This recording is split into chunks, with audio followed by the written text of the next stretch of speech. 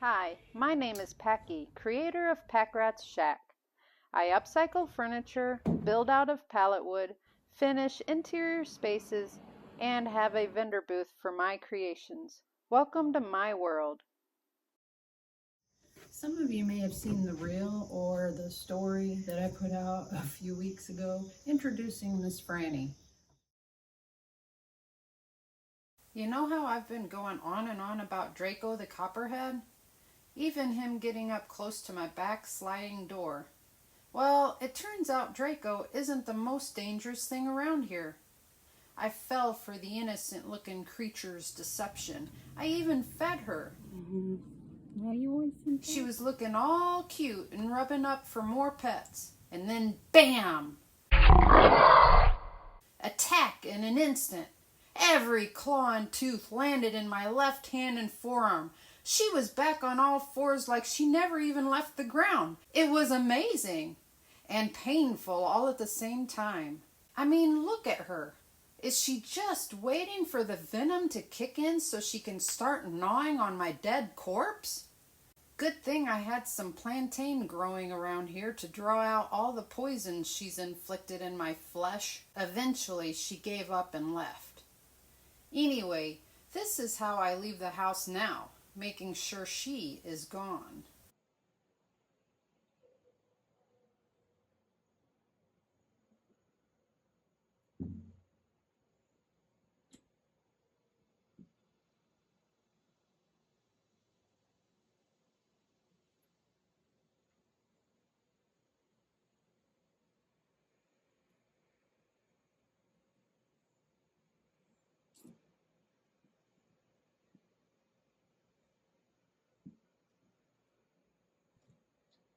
And this is how I leave when making sure there's no Draco around.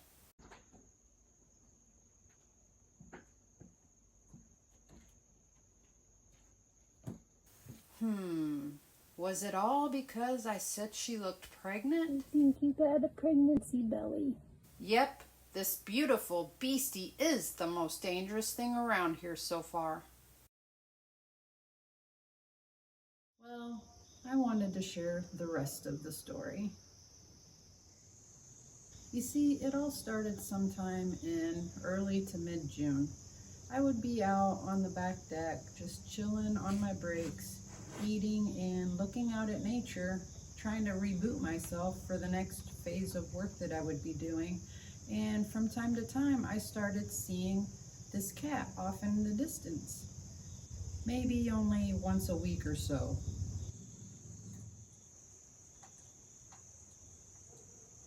I didn't know she was a she then, but sometimes when she'd get closer, I was able to see like this little puff at the end of her tail, and it caught my attention. So anyway, this is the beginning of Miss Franny. Hummingbird! Hi! Hi, beautiful little guy. Boy, he wants some food. I need to get the hummingbird feeders out. Eventually, closer to the end of June, I was back and forth from the back stoop to the fire pit preparing my supper, and suddenly I saw her just sitting on the slope of the hill, watching me come and go. I figured she was hungry, so I offered her some of my shredded chicken I was preparing for my dinner that night, and she gobbled it right up.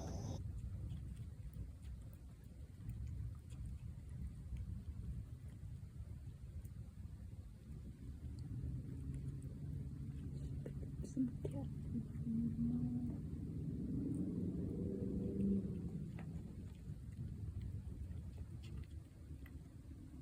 Look at your pretty blue eyes. You're so hungry. Are you pregnant? Look like you got a little tum-tum and no hips. She was kind of standoffish and didn't really want to get close, but was talking to You me. need to drink some water And then too. It's not after I just all gave her the about the food, chicken. then she came over and she was whining around my feet, and I started to give her some pets, and it seemed like she liked it. She started getting really excited and roaming around my legs a lot more and bonking her head up against me and my hands, demanding pets. So I started petting her, but I didn't want to like push myself quickly on her. So she would kind of drift off and come back for more. And then suddenly, bam, she got me. And it was like so fast and so painful that I just immediately went in to take care of my wounds. But it was at that time that I was taking care of the bite, then I noticed all of these other dots of blood showing up on my forearms. So then I realized it wasn't just a bite, it was like all of her claws too, by the number of how many blood spots there were. And so anyway, it was like, how did she get off the ground and back on the ground that fast to do all that, when like in the moment I was only aware of the bite? It was kind of an amazing discovery that all of that had happened in that flash of an instant. And so then I just kept coming and going and attending to my supper, and then she would be just lying on the side of the hill watching me. And I was like, wow, I thought she would have left after that. Like, I mean, she didn't like something and she attacked, so I just figured she would have left. But here she was sitting on the edge of the hill, and she just watched me while I was coming and going from the fire pit. And eventually she kind of tried to come towards me, but I backed off really quick because I didn't want to get bit again. And so at that point, she took that as a dismissal and she left. So that was kind of our first altercation. And then I started noticing her hanging around back down by the back doors a little bit more often. So I was feeding her. And I knew to be cautious about her because I was able to tell that she was pregnant, and I figured the attack had something to do with hormones or protection. So I didn't reach out to pet her anymore, but I continued to give her food. But then she would come up and roam and rub in between my legs, and then she would just snap and get my leg. And she did this 2 different times, so each of my legs got it too. Now by this time, I'm starting to think I gotta suit up every time I try to feed her. But anyway, that all happened in a time frame that was like a week or shorter. And then I left for my Indiana trip, and I was gone for about a week. And then when I came back, I didn't see her for about a week. And then suddenly I started seeing her every day. I had an inclination or intuition thought that because I only had seen her quite recent before she actually gave birth to her kittens, that she was probably just a meandering free spirit cat that was trying to pick the best location to have her babies when she knew it was getting close. So there was something about me that immediately felt she would probably be moving on as soon as her kittens were old enough to go with her. So I made sure I had picked up cat food, and I started feeding her every morning and every evening. And I knew she wasn't pregnant anymore, so I knew she was needing calories to feed her babies. So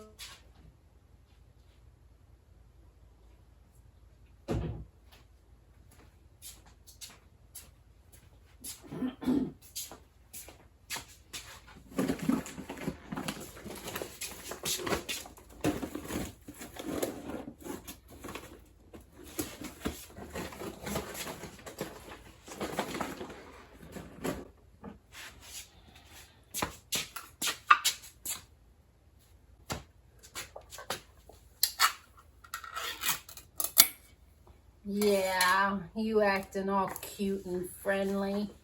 Ha, I got your number.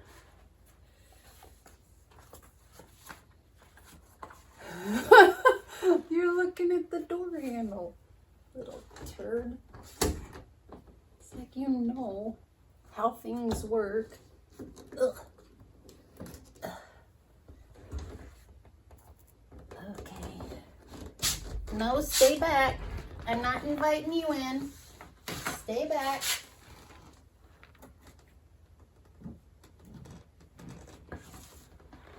No, I'm not gonna pet you.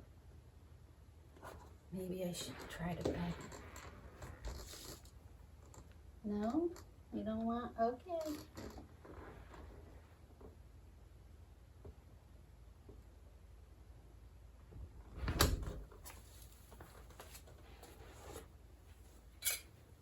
Other times I was up before she came down and I would just call her and rattle the food bowl and she'd come running, and she just seemed more and more relaxed. Being that I was already attacked 3 different times by her, I really didn't trust her. And even though she seemed like she was relaxing and wanted to kind of get pets or whatever, I still kept my distance. So instead of petting her, I would just continuously talk to her in a calming, like relaxed manner. And I just thought it was going to be a slow transition for us to get to that trustworthy phase. So then every time I would be feeding her, I would be trying to talk with her. I would be trying to earn her trust and start to try to give her some trust. But it was kind of a hard one for me to get over after being attacked 3 times. So I probably stayed reserved for maybe a little bit too long. But then again, there was also that probability that she would be moving on as soon as the kittens were capable of it. So I also kind of wanted to protect myself and not bond too closely with her until the whole scenario played itself out and she made her choice that she would stay instead. I then noticed that more consistently she was coming and going from underneath the shed. I think initially she was kind of taking different routes so that nobody knew where her kittens were, but she started relaxing more and more, and now she was just coming back and forth from the shed every time I would feed her.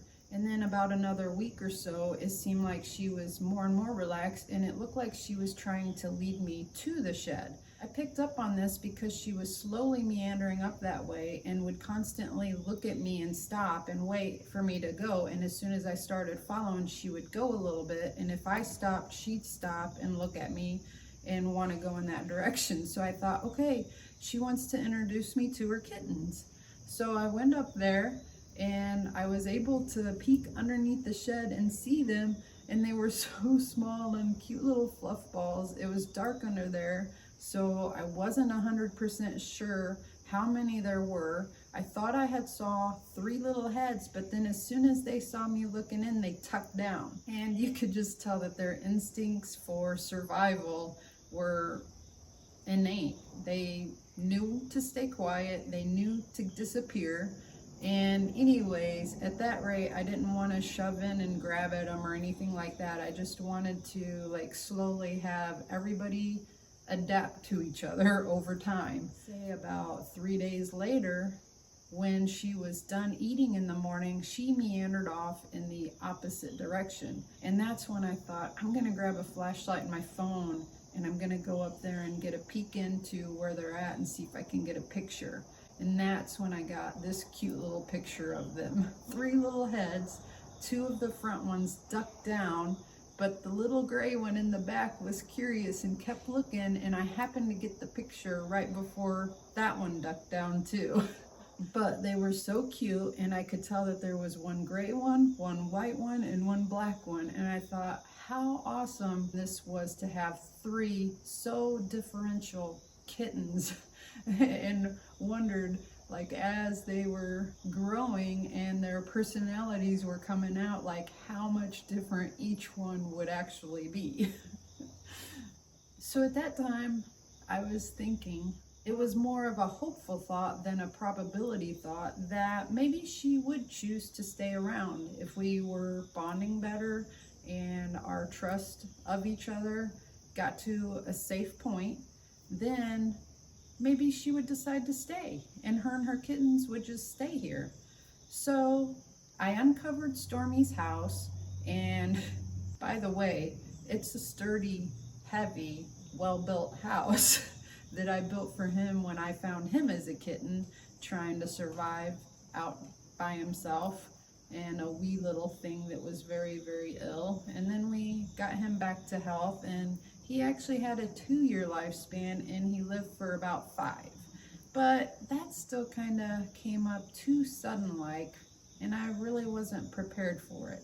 But anyway, I was planning on bringing him down here with me, and it didn't work out that way. He suddenly got ill and died. Bringing his house down was a way of still keeping him with me because I built that specifically for him, and it is a well-built house that's actually double walled with insulation in between the walls so that he could stay warm during the Indiana winters. But I also built a separate feeding platform and weather barrier that kind of blocked the doorway so that winds and stuff wouldn't go directly straight into the house.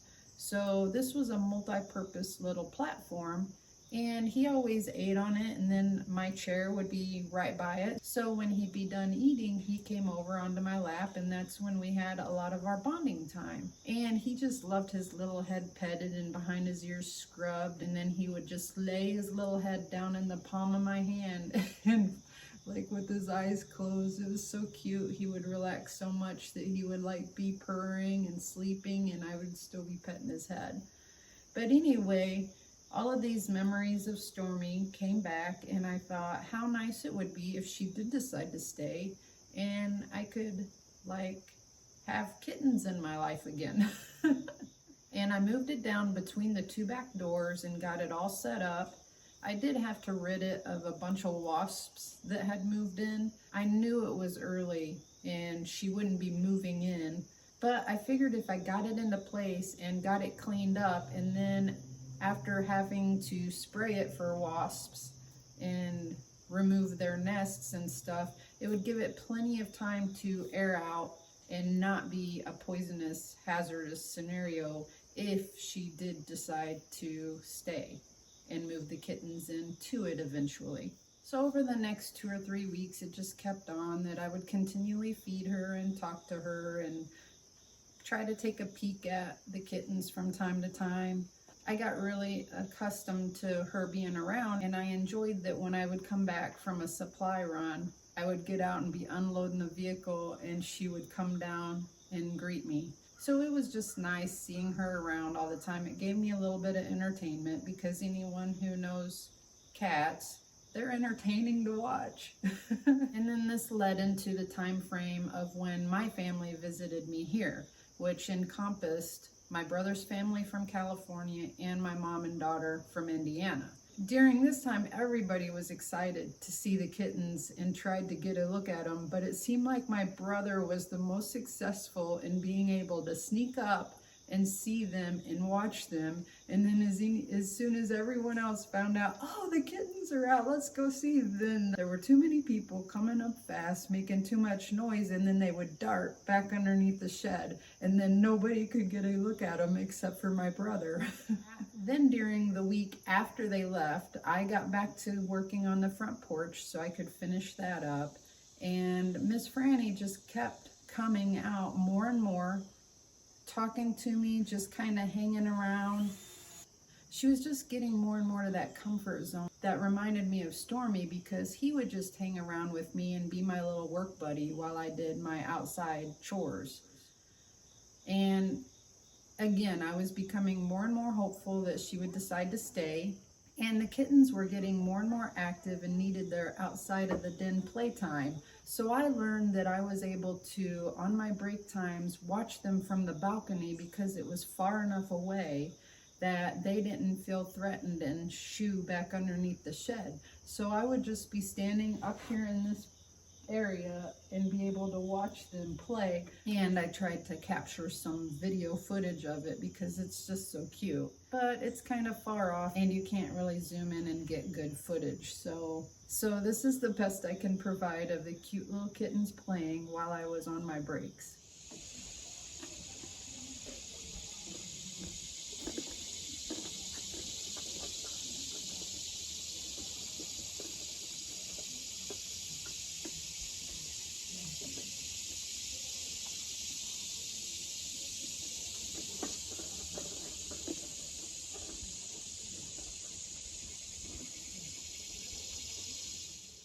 Hi, Miss Franny. There you go.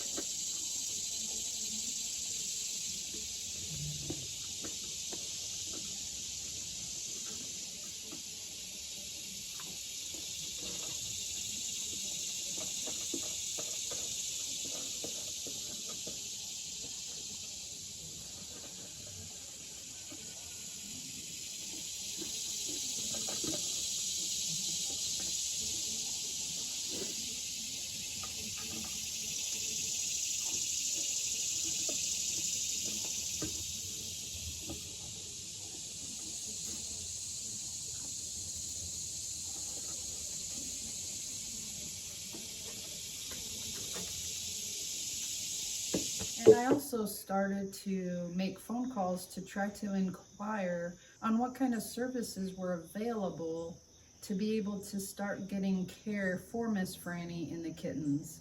I knew that it was probably important to try to get her spayed right away so she wouldn't keep having batches of kittens.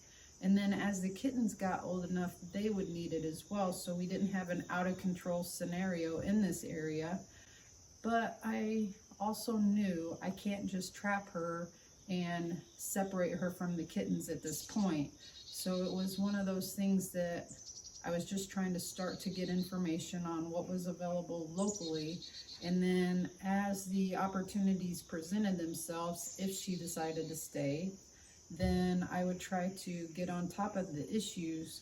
It was at that time that I was informed that her hair being thin might not have anything to do with mange or fleas. It might just have to do with stress. And as I was feeding her, then I could actually get a good look and watch for several minutes these thin areas. You know, there's some totally raw spots on her back, but then there was a whole thin spot on her side that was pretty large. And even though on camera you can see fur and stuff that's still there, you could actually just see her skin too. And the whole time that I would be looking at her and watching to see if there was any parasites, I never saw one flea run across. So I was thinking that her issue might have had more to do with a possibility of mange or be from stress overload. I also had the thought at different times that because I never saw fleas on her, that she could already be somebody's animal, but be allowed to kind of be her meandering free spirit and be on some kind of pest control that's kind of on a monthly dose. So that also kept me thinking that she most likely would be moving back on as soon as the kittens were old enough to travel. It also happened to be the very same day I was starting to make calls on like local services that would be available that I saw another black cat come around. And the first time I saw it, there was a little bit of commotion. I think it was more in the morning, and it was off on this other side, and I went out to look, and Miss Franny was there and this other cat. And I'm not gonna say they were all out fighting, but I don't think they were liking each other. And as soon as I called out to Miss Franny, then that other cat roamed off and she started coming towards me, and then I went ahead and fed her and we went about our business. But the very next day, I saw this same dark blackish cat. It was up near the back of the house in the general area that I would be feeding her. But I went ahead and I shushed that cat off because I don't want to invite a bunch of cats around. And she heard the commotion of me shushing, and she came down and she immediately like started after it, but it had already moved down the slope and was into the woods, and she decided against it and then came up towards me. And I offered her some more food and kept talking to her, but I could tell that she wasn't liking the scenario. And she went back towards where her kittens were, and it seemed like all afternoon and evening she was just nervous. She kept coming around me and checking on me. I was still working on the front porch. It was getting really, really late, and I realized I really needed to water these front plants that we had planted, and it was already starting to get dark when I started to water them.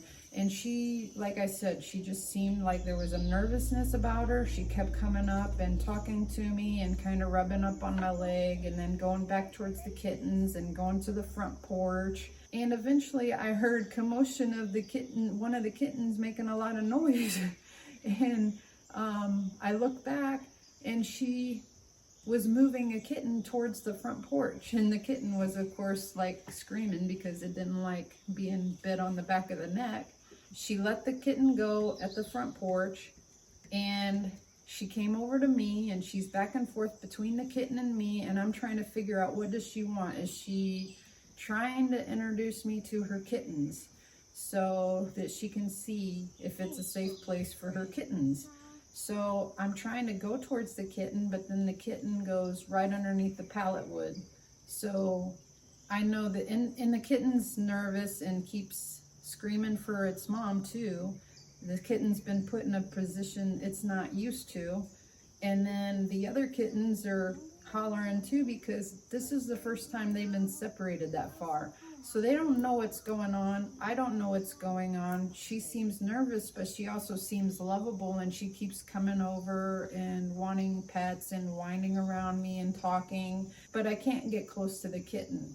So I just really don't know what to do. And by this time it's almost full dark, and I don't think it's safe for the kittens to be being moved at night. But then I'm reminding myself, okay, she is a good mama. She's always done what they need, and her instincts are better suited for what is necessary than what my knowledge of her situation is. So I got to just let her be, because that was the clear-cut intuition thought that I had from the beginning, was that she was just finding a safe place to have her kittens, and then probably would be moving on as soon as they were old enough. So I went ahead. I hadn't had supper yet. It was already like close to 9 o'clock. And I'm like, I gotta fix supper, I gotta get ready for bed, I gotta, do all of this and do it all again tomorrow. So I went ahead and came in and was getting my supper prepared and my bath water prepared and all of that stuff. And it was about 10 or 15 minutes later, I checked out front at the front porch, and all 3 kittens were there, and they immediately would tuck under the pallet wood. So I didn't want to intrude upon whatever was going on. I just had to force myself to walk away from this scenario, because I didn't know for sure what was going on, but in my heart I really felt like she was moving them on. I also had to remind myself that, like, feral cats, they're more nocturnal, so I had to just let her do what her instinct was telling her to do. And I was wondering if it was because of the other black cat that was hanging around, because she immediately moved them on after that point. During this time, I was also installing my shower pan, and I had a little bit too much mortar. Well, I had an issue. But anyways, all of the extra mortar got back up off the floor, and I dumped it out of the back door in order to make a couple of stepping pavers. And anyway, the evening that I had done that, she was checking out what I was doing, and she started to step on these pavers before they were dry. So I happened to get myself a nice little Franny pants footprint. So that was a lucky win there. Anyway, when I woke up the next morning, the kittens, of course, were gone from the front porch. Didn't see Miss Franny anywhere. And a little while later, when I was going out the back door below, I saw her, and she was meandering in the direction she originally was taking them off in. And I called to her, and she did come back. I offered her some food. She ate just a little bit, and then she just left, like nonchalantly just left. Wasn't even really interested in all the food. So after that point, It was kind of back to how it originally all started. I see her from time to time meandering through. Sometimes I can call her and she'll come down and eat. Other times she just keeps on going. So I'm hopeful that the kittens are tucked away somewhere nice and safe, and that when they're a little bit older and can travel at her pace, that all 4 of them will be drifting through from time to time, and I keep getting to see them. So I know that this story has nothing to do with finishing out this house, and it's probably not what you were expecting to be released, but it is part of the journey down here, and it was a nice addition to this journey. It gave me something to look forward to. And I'm hopeful I'll still have that to look forward to and see the kittens as they grow. It's not all said and done yet. Well, I believe my next video I'm releasing will be on the kitchen cabinet installation, so look forward to that. And I'll be showing you the way I figured out how to install the wall cabinets all by myself. Well, as always, thank you for watching. I greatly appreciate your viewing support, and until next time, stay safe out there.